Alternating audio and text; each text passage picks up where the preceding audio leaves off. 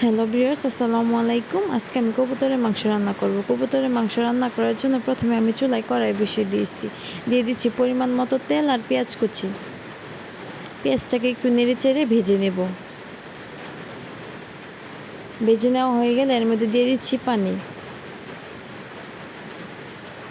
দিয়ে দিচ্ছি আদা রসুন বাটা, জিরে বাটা, দিয়ে দিচ্ছি স্বাদ মতো লবণ, ধনিয়ার গুঁড়া, মরিচের গুঁড়া, হলুদ গুঁড়া দিয়ে একটু নেড়েচেড়ে মিশিয়ে নেব।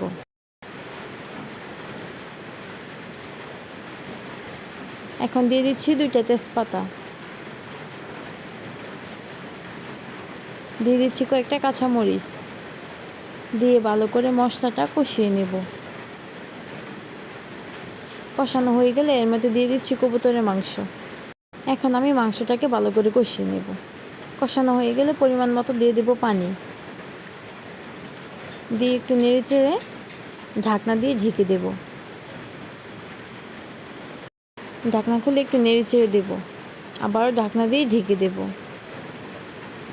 এখন আমি দিয়ে দিচ্ছি আলুগুলো আমি আগে থেকে ভেজে রেখেছিলাম, দিয়ে একটু নেড়েচেড়ে এখন আমি চুলা থেকে নামিয়ে নেব।